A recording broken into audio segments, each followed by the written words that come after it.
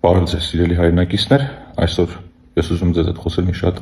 հետաքրքիր թեմայի մասին, որը կոչվում է պարգևավճարներ։ Դա գիտեք, մեր ընդդիմության ամենասիրած թեմաներից մեկն է, եւ ինչի մասին խոսենք, մեզ հիշեցնում են այդ պարգևավճարների մասին, որ պարգևավճարները կերակ, քիչ պարգևավճարներ ձեզ տվեք ու փորձում են այնպիսի տպավորություն ստեղծել, որ Հայաստանի Հանրապետության պետական բյուջեի եւ ձեր վճարացարկերի մեծ մասը գնում է պետական պաշտոնյաների պարգևավճարների վրա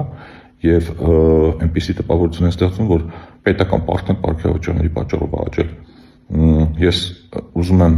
փոքր օրինակով ձեզ ցույց տալ ինչ է իրականում պարգևավճարի մեծությունը, ես միջև այդ մի փոքր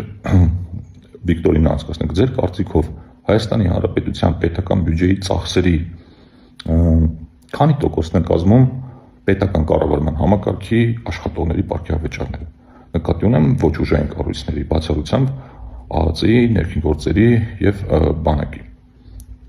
Ես ձեզ երեք տարբերակ առաջարկեմ՝ 0.4%, 4% եւ 44%։ Ես երեքից մեկը ընտրեք, հիմա իրար հետ կհասկանանք ինչ է իրականում կատարվում։ Իսկ հիմա սիրելի բարեկամներ, ես ձեզ արևածաղիկների օրինակով ցույց կտամ, թե որքան աշխատավարձ են ստանում եւ որքան պարգևավճար են ստանում պետական կառավարման համակարգի աշխատողները։ Բյուջեի ծախսերը 3 տրիլիոն 628 միլիարդ դրամ են, որից աշխատավարձի ֆոնդը ընդհանուր պարգևավճարները ներառյալ կազմում է 126 միլիարդ դրամ, ընդհանուրի 3.5%-ը։ Եվ այդ 126 միլիարդ դրամի մեջ 16 միլիարդ դրամը պարգևավճարներն ու այլ հավելավճարներն են, որը կազմում է մեր պետական բյուջեի ծախսերի 0.44%, 0.4%։ Եթե իմ արևածաղիկների օրինակով վերցնենք, այս բաժակի մեջ կա 200 արևածաղիկ։ Սա նշանակում է, որ այս 200 արևածաղկից պարգևավճարները ընդամենը այս մեկ արևածաղիկն է։ Եվ սա, հիշեցնեմ, խոսքը վերաբերում է